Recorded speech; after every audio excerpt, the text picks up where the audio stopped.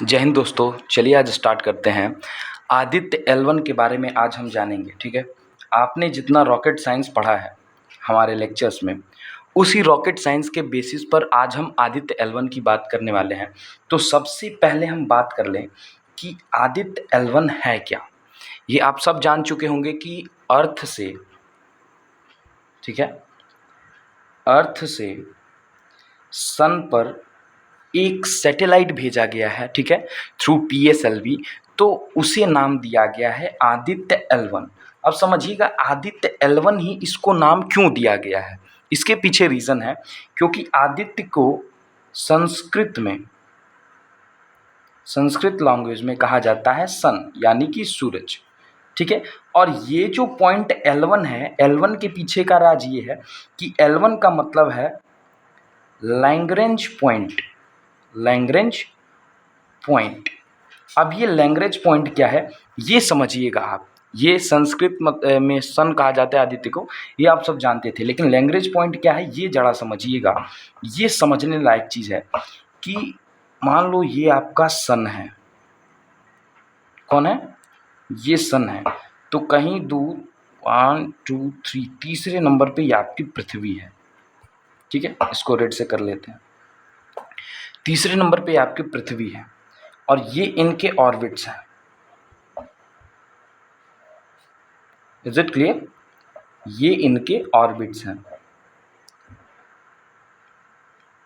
अब समझिएगा, इसकी कुछ यहाँ पे अर्थ कर लो, इसकी कुछ क्या है, अपनी ग्रेविटेशन फील्ड है अर्थ की। इसकी तो पूरी ग्रेविटेशन फील्ड है ना, पूरा का पूरा आ जाएगा। तो अब हुआ क्या कि इसके ग्रेविटेशन फील्ड और इसके ग्रेविटेशन फील्ड, दोनों के ग्रेविटेशन फील्ड, सपोज करो इसका ग्रेविटेशनल फील्ड मतलब मेन को ग्रेविटेशनल फील्ड इसका यहाँ तक आता है। ठीक है, और इसका ग्रेविटेशन फील्ड कुछ यहाँ तक आता है। तो अब कुछ ऐसा सेपरेशन जो दोनों के ग्रेविटेशनल फील्ड के बीच का जो पॉइंट निकल के आया है साइंटिस्ट के अकॉर्डिंग, ठीक है, वो अभी तक कंफर्म तो नहीं हुआ, लेकिन कंफर्म किया जा रहा है कि वो 1.5 मिलियन यानी कि 15 लाख किलोमीटर माना गया है। और उस पॉइंट को क्या कहा गया है? L1 कहा गया है। और इसी पॉइंट के ऑर्बिट में, अब ये जो रेड वाली ऑर्बिट मैंने बनाई, इसी ऑर्बिट में क्या करेगा, ये जो सैटेलाइट आदित्य L1 में जा रहा है, जो आदित्य L1 में जा रहा है वो क्या करेगा, रोटेट करेगा और सन के बारे में हमें जानकारी देगा। अब कैसी जानकारी ये भी हम बताते हैं, पहले सुन लीजिए कि ये इन दोनों के बीच का ग्रेविटेशनल सेपरेशन है। तो आपसे कोई पूछे कि आदित्य L1 में क्या है, तो L1 को लैग्रेंजियन पॉइंट है जो दोनों के बीच का ग्रेविटेशनल सेपरेशन को शो करता है। किसके किसके बीच का? अर्थ और सन के बीच का ग्रेविटेशनल सेपरेशन है। उस पॉइंट को लैग्रेंजियन पॉइंट कहा जाता है। और उस पॉइंट पर जाकर यानी कि 1.5 मिलियन पर जाकर, मिलियन किलोमीटर पर जाकर ये बॉडी रोटेट करेगा एक ऑर्बिट में। ठीक है, क्या तो इरेगुलर ऑर्बिट में, नॉट अ रेगुलर ऑर्बिट, क्योंकि क्या है ये भी क्या है, लीनियर मोशन भी कर रहा है, साथ साथ रोटेशनल मोशन भी कर रहा है। ठीक है, अपने जगह पे भी घूम रहा है और लीनियर मोशन भी कर रहा है। तो ये रोटेशनल मतलब रेगुलर नहीं हो सकता, इरेगुलर ही होगा। ठीक है, तो ये पॉइंट क्या है, लैग्रेंजियन पॉइंट। समझ में आ गया आदित्य L1 क्यों कहा जाता है और आदित्य L1 क्या है, इतनी बातें समझ में आ गई। Is it clear? ओके, अब देखना, ये हमने इसके डिस्टेंस को कितना बताया, 1.5 मिलियन यानी कि 15 लाख किलोमीटर। तो यहाँ से पृथ्वी से 15 लाख किलोमीटर भेजने के लिए हमारे पास सबसे बेहतरीन जो चीज़ है, ठीक है, वो है इसरो। क्या है? Indian space research organisation. Is it clear? Indian space research organisation. इसने क्या किया, इसने बताया कि हम यहाँ पर इसे भेज सकते हैं इस पॉइंट पर, और इस पॉइंट चीज़ को नाम दे दिया आदित्य L1। और इसके बारे में चलिए हम जानते हैं कि किस चीज़ को कैसे भेजा। तो देखो, इसरो बनाता है PSLV। यानी कि इसके रॉकेट का टाइप हो गया, ठीक है, स्पेसक्राफ्ट टाइप हो गया। प्रॉपर्टी लिख लो, चलो प्रॉपर्टी लिख लो, प्रॉपर्टी किसकी, आदित्य L1 की। PSLV क्या है, इसका स्पेसक्राफ्ट है, स्पेसक्राफ्ट टाइप है। ओके, रॉकेट कौन सा है, याद देखना, रॉकेट कौन सा है, तो ये है PSLV XL। अब पूछोगे कि PSLV क्या है, तो पोलर सैटेलाइट लॉन्च व्हीकल। हमने आपको जब पढ़ाया था रॉकेट साइंस, उसमें आपको बताया था कि PSLV क्या है, पोलर सैटेलाइट लॉन्च व्हीकल, जो कि इसरो में बनाया जाता है। Is it clear. तो रॉकेट का टाइप है PSLV XL, और स्पेस क्राफ्ट जो भेजा गया है, स्पेस क्राफ्ट जो भेजा गया है उसका नाम है PSLV XL, याद रखना, C57, PSLV XL C57 उसका नाम है। Is it clear. अब आप पूछोगे कि इसके लॉन्च का मास कितना है, क्योंकि देखो यहाँ से अर्थ से हमें इस चीज़ को यहाँ पर भेजना है, इस पॉइंट पर भेजना है, ठीक है, इस पॉइंट पर भेजना है। तो इस पॉइंट पर ये हमने PSLV XL C57 को भेजा लैग्रेंजियन पॉइंट पर, यानी कि L1 पर। तो ये चीज़ कैसे वर्क करेगी, इस चीज़ को आइए समझते हैं, ठीक है, ध्यान से देखिएगा। तो यहाँ पर लॉन्च का मास जो है, लॉन्च मास कितना है, टोटल लॉन्च मास जो लॉन्च किया गया था 1475, यानी 1475 kg का मास था, जो कि टोटल मास था। इसमें से पेलोड का जो मास था, पेलोड समझते हो ना, प्रोपल्जन सिस्टम, पेलोड मास, पेलोड मास जो था वो था 244 kg। Is it clear. वो कितने का था, 244 kg। तो अब ध्यान दीजिएगा, ये लॉन्च साइट कहाँ से लॉन्च किया गया था, LAUNCH लॉन्च साइट, ये आप सब जानते होंगे क्योंकि ये बहुत कॉमन हो चुका है हम लोगों के लिए। तो इसका नाम है सतीश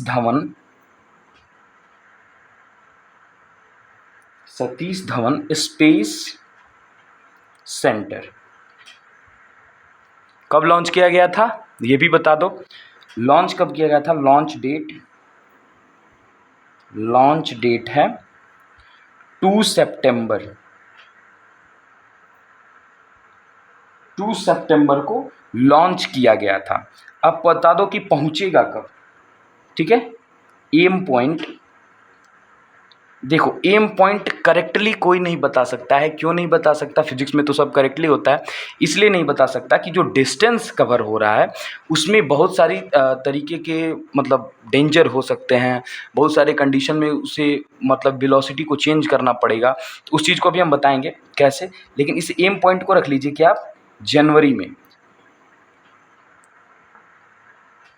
जनवरी 2024 में ये हमारा लैग्रेंजियन L1 पर पहुंच जाएगा, लैग्रेंजियन पॉइंट पर पहुंच जाएगा। Is it clear. और जिस ऑर्बिट में जाएगा, रेगनी में, मतलब रेगनी मतलब किस पॉइंट, जिस ऑर्बिट में जाएगा उसे कहेंगे हेलो ऑर्बिट। ये टोटल कितने दिन का पीरियड है, तो ये टोटल पीरियड जो है 177.86 डेज में ये कवर करेगा, ठीक है, जो डिस्टेंस है कवर करेगा। अब समझना इसमें इंस्ट्रूमेंट कैसे कैसे यूज किए हैं, फिर हम इसका आते हैं बात करने, इसका मेन टारगेट बात करते हैं। इंस्ट्रूमेंट VELC, देखो हम बताते जाएंगे, इसका नाम आप नोट करते जाना, विजुअल इमिशन लाइन क्रोनोग्राफ, ठीक है। Second is the SUIT, solar ultraviolet imaging telescope. Third पे आ जाइए, एस्पेक्स क्या है, Aditya solar wind particle experiment. Is it clear? अब देखिए PAPA का फुल फॉर्म ये भी यूज हुआ है, तो इसमें है plasma analyser package for Aditya, plasma analyser package for Aditya. And SoLEXS use हुआ है। सोलेक्स का होगा solar low energy X ray spectroscope, solar low energy spectroscope याद कर लीजिए ऐसे, ठीक है। Solar low energy X ray spectroscope, ये देखो एक्सरे करेगा, ये प्लाज्मा को चेक करेगा, ये क्या करेगा, सोलर चीज को चेक करेगा, एपेक्स को चेक करेगा, आदित्य का करेगा, सोलर वाइंड पार्टिकल को चेक करेगा, ये विजिबल एमिशन को चेक करेगा, ठीक है। हाई एनर्जी के लिए भी है, हाई एनर्जी के लिए क्या है, हीलोएस है।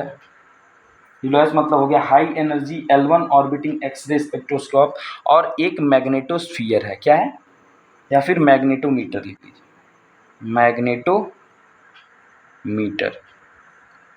ये सन के देखो काम का क्या है, विजुअलाइजेशन को चेक करना, ठीक है। विजुअलाइजेशन के बाद सोलर की अल्ट्रावायलेंट को चेक करना, उसके बाद उसके वाइंड पार्टिकल को चेक करना, ठीक है। उसके बाद उसकी एनालाइजर प्लाज्मा उस पर उपलब्ध है कि नहीं उस चीज़ को चेक करना, ठीक है। फिर सोलर के लोअर फिर हाइयर दोनों वाइंड्स को चेक करना, दोनों वाइंड कैसे चल रही हैं, उसके मैग्नेटिक इफेक्ट को चेक करना, यानी कि सन की इन सारे विजुअलाइजेशन को चेक करता है। ये सारे इंस्ट्रूमेंट लगाए गए हैं, ठीक है, 2 2 2 एंड 1, यानी कि टोटल 7 इंस्ट्रूमेंट लगाए गए हैं किसमें, आदित्य में, ताकि उसके पूरे फंक्शन को, पूरे जो भी चीज़ें उस पर सन पे हो रही हैं उस चीज़ को कवर कर सके। Is it clear? उस पीरियड पूरी चीज़ों को कवर कर सके, इसके लिए इंस्ट्रूमेंट लगाए गए हैं। Is it clear? और समझिएगा, बहुत ही खास नाम हम बताने जा रहे हैं यहाँ पर। It is the first Indian mission dedicated to the observing of sun. ये पहला हमारा मिशन है, फर्स्ट इंडियन मिशन है जो सन को ऑब्जर्व करेगा। और इस प्रोजेक्ट के लीडिंग डायरेक्टर हैं, या फिर प्रोजेक्ट डायरेक्टर कह लीजिए, प्रोजेक्ट डायरेक्टर जो हैं वो हैं, ध्यान से नाम को सुनिएगा, निगर साजी इस प्रोजेक्ट के लीडिंग डायरेक्टर हैं। प्रोजेक्ट डायरेक्टर कौन है, निगर साजी इसके प्रोजेक्ट के डायरेक्टर हैं। अब समझिएगा कि ये जाएगा कैसे। सपोज कर लीजिए ये है आपका सन, ये है आपकी पृथ्वी, बीच में हम किसी को नहीं रखते अभी, ठीक है। ये इसका मैग्नेटिक फील्ड है, पोलर बना रहा है, ये इसका मैग्नेटिक फील्ड है। अब आप सुने होंगे कि यहाँ पर विंड्स चलती हैं, किसकी, इसमें जो हाइड्रोजन इमिशन होता है, ठीक है, इसमें जो ना फ्यूजन होते हैं, न्यूक्लियर फ्यूजन होते हैं, ठीक है, यानी परमाणु धमाके की तरह कुछ होता है जो इसमें, इसके विंड्स उठते हैं। तो उसके विंड क्या करते हैं, पृथ्वी को प्रभावित नहीं कर पाते हैं, पृथ्वी के मैग्नेटिक इस क्लियरेंस की वजह से, ठीक है। ये जो मैग्नेटिक फील्ड है पृथ्वी का, इसके वजह से इसे इफेक्ट नहीं कर पाते हैं।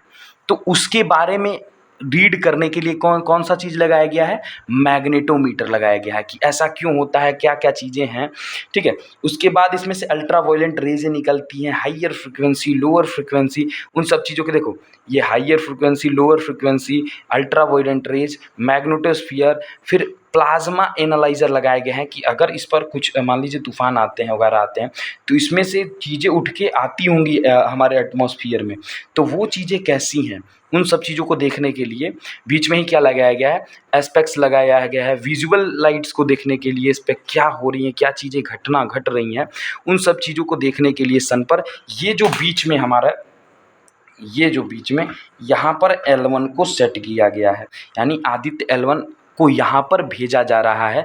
और 2 सितंबर को तो ये लॉन्च हो चुका है, ये जनवरी तक पहुँच जाएगा इस ऑर्बिट में, और यहाँ से फिर ऑब्जर्व करके हर चीज़ बताएगा कि यहाँ पे क्या क्या घटनाएं हो रही हैं और क्या इससे हमें फ़ायदा है, ये कब तक सोलर एनर्जी चलेगी। और एक बेनिफिट है कि आदित्य L1 में अगर कुछ खराबी ना हो तो वो कभी ऑफ नहीं होगा। क्यों नहीं होगा? क्योंकि इसे सोलर एनर्जी हर टाइम 24/7 मिलता रहेगा, तो नो टेंशन रहेगा। 24/7 नहीं कह सकते हैं क्योंकि ये अर्थ पर लागू होता है, ठीक है, ये अर्थ पर लागू होता है, बाकी कहीं नहीं लागू होता है। तो यहाँ पर अलग टाइम जोन होगा, ठीक है। तो ये जो चीज़ें हैं ये कवर करेंगी हमारी सैटेलाइट आदित्य L1 और बहुत ही अच्छे तरीके से निगर शाह जी ने इस प्रोजेक्ट को डिनोट किया है, बहुत ही अच्छे-अच्छे इंस्ट्रूमेंट को लगाया है ताकि हम बहुत सारी चीज़ों को रीड कर पाएँ। और ये था Aditya L1, is it clear? Aditya L1 का पूरा सच जो आप जानना चाहते थे, और जब ये पहुंच जाएगा वहाँ पर तब इसका बाकी सच हम पढ़ेंगे, ठीक है। मिलते हैं नेक्स्ट लेक्चर में, तब तक के लिए जय हिंद जय भारत।